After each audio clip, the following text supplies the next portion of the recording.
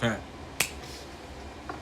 So, I lied, all right? All right? So I think my very first introductory to martial arts was my neighbor that lived close to me in elementary school, Kevin. We would always, at his house, watch Bruce Lee Enter the Dragon.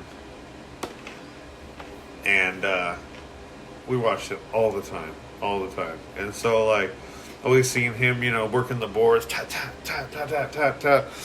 and everything, leading his guys out there working out and everything. And I've actually, learned quite a bit from, the stuff that he taught and learned and stuff like that. Like, he was right in his teachings of, like, if it works, you use it. It doesn't matter if it's from another style or whatever. Like, and if it's not effective, it doesn't work. And, like, yeah, the only way you know that if your technique or your skills work or don't work is if you go out there and test them and try them, and that was really like my intro into martial arts was, seeing Bruce Lee and everything. And then started Taekwondo with my uncle. I would go to his classes and do those during the summers, travel around with him, go to different cities and do Taekwondo. And then started wrestling and everything. And then when I was in the Army, we did ground fighting tactics, which is based off Gracie Jiu-Jitsu. And we actually watched UFC 1 and UFC 2 while we were in basic training, and saw like the different styles of martial arts, and saw what worked and what didn't. And then Brazilian Jiu-Jitsu, saw that, and we practiced that in the ground fighting techniques and stuff. And so that was like my first really intro into full-on fighting. And just fell in love with it. It doesn't matter about your teammate letting you down or somebody not passing you the ball or whatever. It's just bare-fisted murder. You go out there and you try to get the other guy. It's on you. It's not on nobody else. You do your best, and if it's not, then you lose. The other guy's better on that day. That's just the way it is. Like, it's pure. It's clean. There's no question about it. It's one of the very first Olympic sports there was wrestling. Hundreds of years ago, the very first Olympic sport. Just two guys. Seeing who can throw each other around the best. Just man versus man. Doesn't get more simple than that. Yep, very true.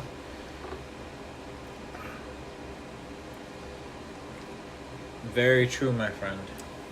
Now I just fight children in the park if their parents leave them unattended, or old people going home from the grocery store. Whoever I cross on the streets, they've just been warming up. Trying to get back into shape. I've just been warming up on the locals. You try out your new moves. Yeah, your new combos. Yeah. If you haven't perfected it yet, you got to get some practice out there. No, yes. What better way? Okay. Do you have any funny schoolyard fight memories? And that's actually a pretty good question. That's funny because the kid Kevin I was telling you about with the Enter the Dragon. Yep.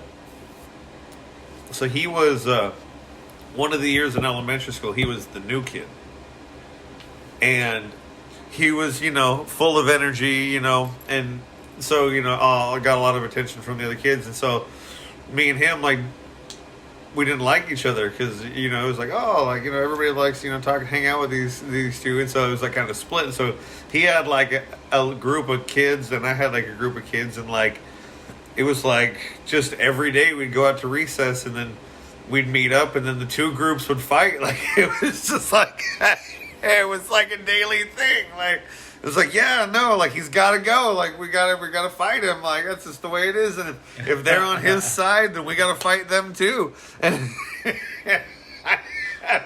it was seriously a daily thing. It went on for a while. And then I remember one time it kind of came to like the full on head. We were playing kickball. And I'd kicked the ball and I'd ran to first base. It was a close. They'd thrown the ball at me and it was close. It almost hit me, but it hadn't. And they were like, "You were out," and I was like, "No, you guys, like, I'm being honest. Like, the ball didn't hit me. Like, if I was out, I would go get out. Like, but it didn't touch me. Like, it didn't." and so then Kevin came at me, was like yelling at me, and he was like, "Dude, you're out." And so I swung around, hit him, and jumped on top of him and just started pounding him. Boom, boom, boom, boom, boom, boom, boom. The adult that was out there watching the playground came over there and grabbed us and everything. We got in trouble for everything, but then I think that was really like our last fight. I think was that one during the kickball game. But yeah, just because he was the new kid, like we went at it time and time again. Yeah, he wrangled up his stragglers of friends as being the new kid at school, and then I had those loyal friends that had been with me, and then. Yeah, we just get out there, go eat our lunch, and go out to the grounds just ready to fight. Just every day, it's the way it was. That's savage. I don't remember what year that was or what grade that is. I'd have to ask Kevin if he remembers. I'd have to see what year we moved here. Actually, yeah. Yeah. Actually, I should ask his sister. I think I can get in contact with her. I'll have to ask what year they moved here, and see. That's pretty funny. What a great time period. I think of like elementary school, and I think of like when you first get introduced to a huge group of kids, from all over the fucking city. Oh yeah, all sorts of different kids. You're exposed for the first time. 5 years old. Or unless you go to what is it, pre-K? Yeah. Unless you go to pre-K, that's the first time that you're really. And it's interesting though because you're thrown into the machine, so to speak, at that point. And a lot of your like childhood development really determines where you're gonna go as far as popularity and what groups and cliques that you're gonna link up with, to a huge extent. And if you think about it, 5 years to prepare somebody for something that trivial, like technical, is really a short amount of time. So the reason why I say all that is we get into a realm of like fear, and then like self-defense. When you're a kid, I remember when I was 5 years old. I don't know why I picked 5, but that's when I first started thinking like, okay, I might have to whoop some kid's ass if I'm ever scared walking home from school. Right? That was the first time I ever thought about that. But that was like fear, like really turning into a boogeyman in my mind for the first time, right? So, you being, I think that it's been a long time since Tyson's been afraid of somebody in that that almost like that childhood almost like fear. Well, I had a thing as a kid. I'm not sure what years I did it, but I made up my mind that I was going to do one thing every day that made me scared. And so if I came across something that scared me, I just had to do it. Like it wasn't it's my one thing for the day. I just told myself I gotta do that one thing, and I ran out of stuff that I could think of to be scared of. So. What are some of the great ones? Do you remember any really good ones? I was riding my bike. And this was like almost suicide. I would ride my bike really, really fast, and I would stand up with my arms out, with my eyes closed, and just go through four-way intersections. No fear. Damn.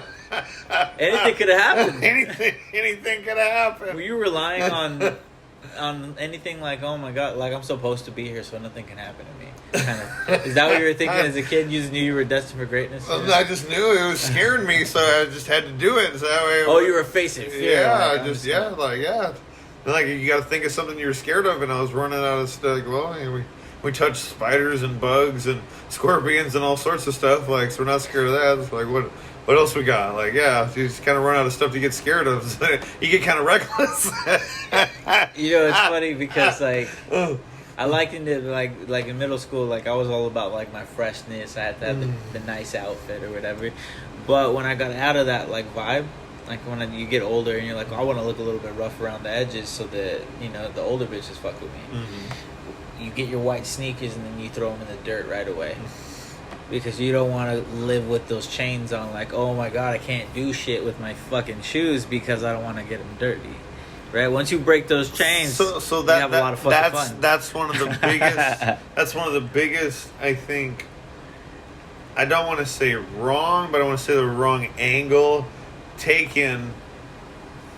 Like when parents let kids think that, like with fear, right? Mm-hmm. You're scared because you're actually scared because you don't know what's going to happen. You have fears Anxiety. Of possibilities of things that could happen, but you don't actually know. And so you don't ever know what's going on or what you're supposed to do or what's going to happen. And so that's the worst thing you can probably tell a kid. It's like, well, figure it out. Like, know what's going on. Like, I'm 34 years old and I don't know what's going on. Like, I don't know who's running this shit. Yeah, like, so just assume, yeah, you're scared because you don't know what's going to happen, because you're right. You never know what's going to happen. Your wife could leave you tomorrow. You could get fired from your job. Your car could blow up. Like, you don't know. Like, what are you scared of that you don't know what's going to happen? Well, you already don't know.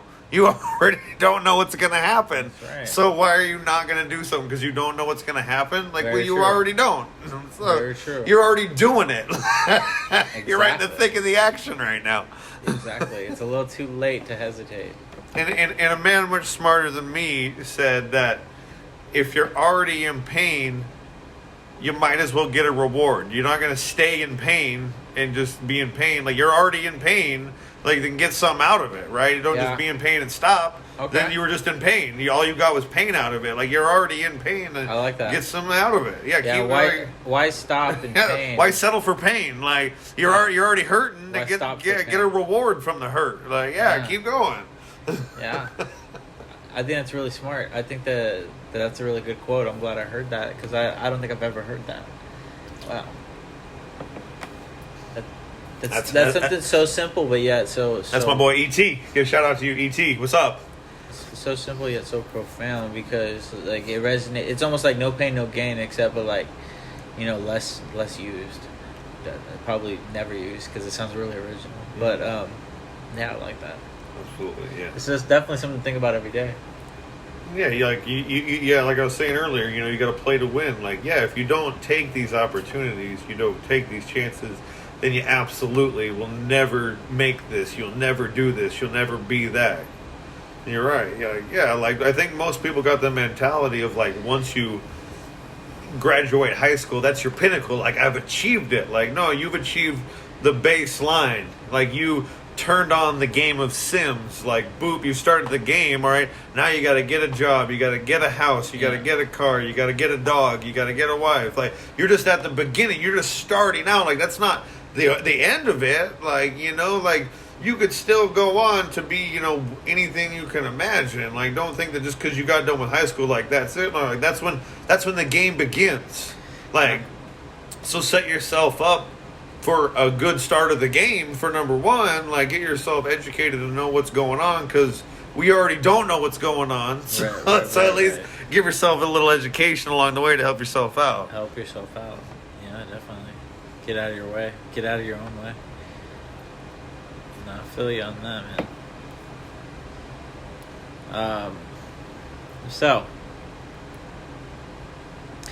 what do I know about Tyson? I know a lot about Tyson. Tell me something a lot of people don't know. Used to play a lot of pool. You're a big pool? No, I'm not a big pool player. In Nebraska, my dad's house in Nebraska, while he was at work, there was a pool table. And so I could play pool by myself. So I would play pool quite a bit. And angles. Angles are very important in pool. And they come very important in a lot of other things. All right? Okay. In angles, all right, like if you're standing there at the pool table and you want to hit this ball, but there's two balls in the way, all right, you got to look at it from another angle, all right? Mm-hmm. And I got to walk around the table to this side. Right. Walk around the table to this side and this side. And I guess, like, being able to do that, stop, not act right away, go ahead. Yeah. Look at the whole situation. Okay. Because, like, I would find myself doing that, I'm by myself, so, like, I can just keep shooting, shoot, right, shoot, you know?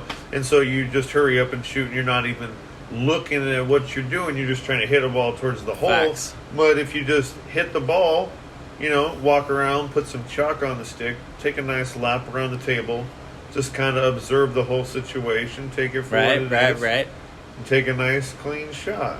Yeah, you know, it's something about just getting a new perspective on the situation, you know, and you might just see something that you didn't see. You know. That's really good too, because you could take that into like things outside of pool. Absolutely. You know, like the whole perspective thing. There's been a lot of times where, you know, just even giving yourself time away from a situation will give you clarity or give you a different point of view that changes your opinion on things, you know. So it's important to get different angles, whether it's time or space that you need.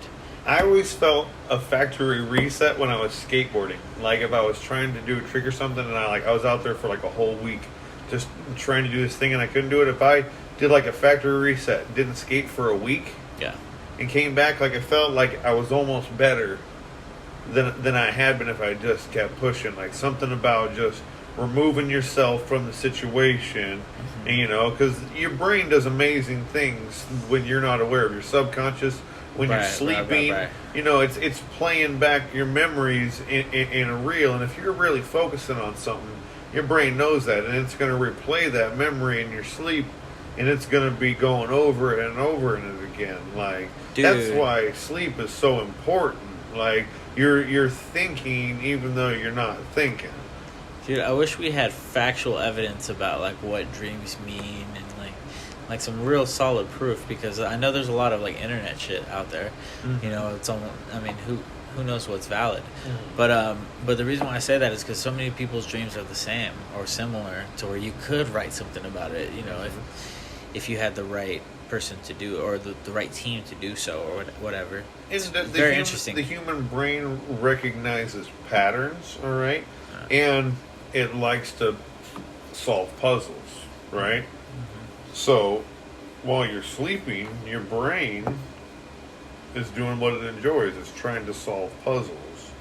So if there's something that you are concerned, worried, stressed, because I don't know what hormones necessarily trigger your brain, you know, stress, anxiety, anger, you know, adrenaline, whatever, you know, are going to resonate more in your, you know, subconscious. And then when you're sleeping, your brain's going to work on whatever that puzzle is that's been troubling it and resolve it, so that way you can actually rest and sleep.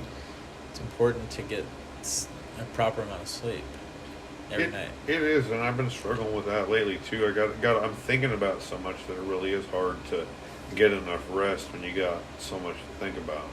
But the only way to really think about this stuff cleanly is if you get a lot of sleep. So it's an interesting little situation in a sense. What came first, the chicken or the egg, right? Exactly. No, I'm like you, man. I named my record company Graveyard Shift as a joke at first because, you know, I was an insomniac. You know, so much to the point of where I looked for like graveyard shift jobs, and really lived the graveyard shift life, and everything that came along with that. But like now that I'm, you know, at a different schedule and I got different things going on, you know, I can't really be up all the fucking night like I used to be, you know. So now I'm repping the graveyard shift during the day. Well, I got goons that are riding, you know, all through the night. You know what I'm saying? So that's what it ends up being, as far as for me. But I need to get more sleep in general, because I feel like your brain really needs to rejuvenate. Dreams are really interesting to me. I mentioned something about dreams. I asked myself the other day, I said, I wonder why I don't dream anymore. Or I don't remember my dreams as much as I used to. And I never really did consistently. Maybe it was like pockets of times where I did remember dreams. But I asked myself, and sure enough, maybe a couple days pass, and then I have like 3 really vivid ass fucking dreams within 24 or 48 hours. Like, just Like, I even wake up, like, 2 hours before work, and then I go back to sleep for an hour, and I have another fucking dream right before waking up, right before work. Stacked up. And I'm just like, holy shit. Okay, so my understanding of dreams is off, because I thought you needed a certain amount of sleep to kick into, like, that dream mode and shit. Like, you needed, like, a 5-hour block or something, and then you can go into, like, a dream mode. I didn't know that you could wake up from a dream after sleeping for 3 hours and then go back into a dream and then wake up for work. I didn't know. I was like... It's going to be whatever serotonin or whatever your brain is releasing, the half-life on that chemical. So once it enters your bloodstream, all right, the chemical takes so long to wear off. So it's still in your bloodstream. You know, it's still potent while you were awake, and then when you went back to sleep, it's still in your system, and the brain continues going, pumping it in. Absolutely. No, that's definitely possible. Exactly.